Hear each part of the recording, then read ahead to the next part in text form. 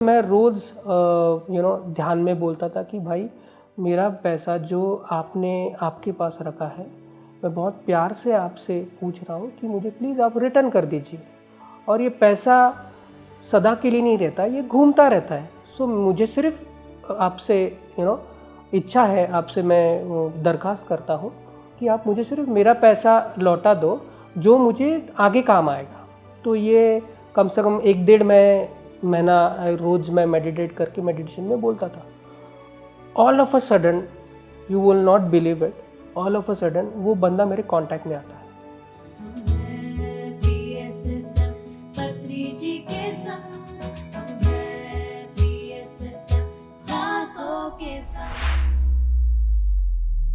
Meditation जो भी सीखता है उनको बताया जाता है तुम एटलीस्ट एक बंदा को सिखाओ।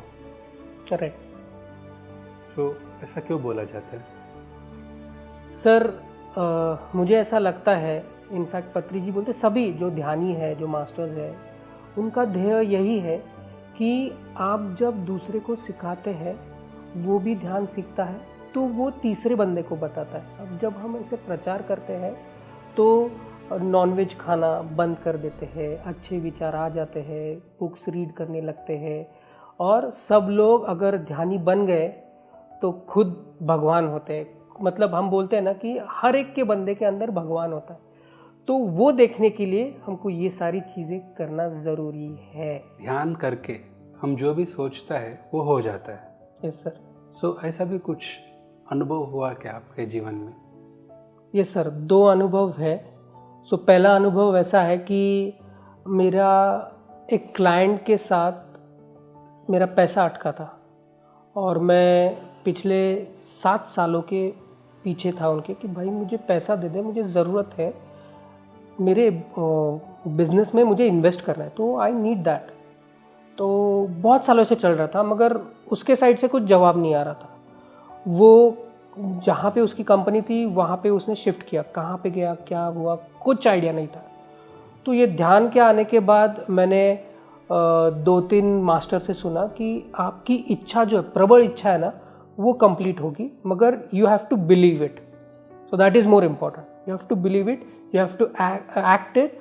और वही बात अगर दोहराते हो आप बार बार, वो कॉन्शियस माइंड में जाता है और वो यूनिवर्स को एम्पलीफाई होता है। तो वो you get answers slowly but you get it.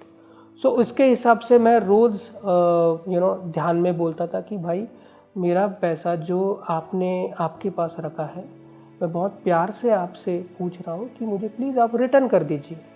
और ये पैसा सदा के लिए नहीं रहता, ये घूमता रहता है। सो मुझे सिर्फ आपसे इच्छा है, आपसे मैं दरख्वास्त करता हूँ कि आप मुझे सिर्फ मेरा पैसा लौटा दो जो मुझे आगे काम आएगा।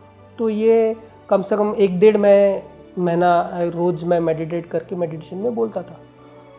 All of a sudden, you will not believe it, all of a sudden वो बंदा मेरे कांटेक्ट में आता है और वो मुझे पूछता है कि भाई मुझे ये कोटिंग कराना है, तो आप मुझे बताओ।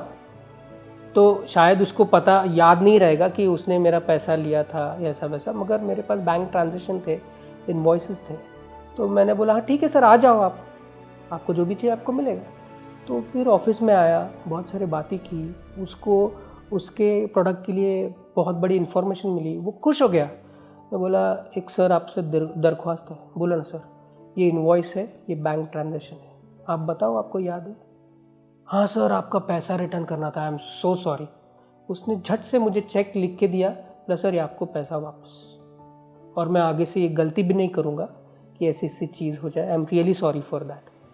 तो मुझे एक ऐसा लगता है कि there is some power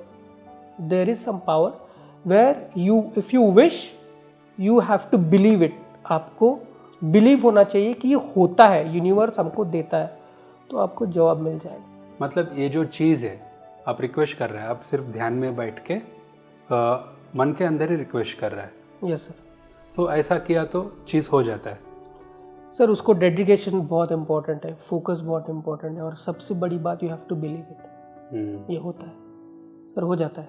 really sir, it's a magic, meditation is a magic, you have to believe it. Sir इसी लाइन पे मैं एक और 2 अनुभव शेयर करना चाहूँगा।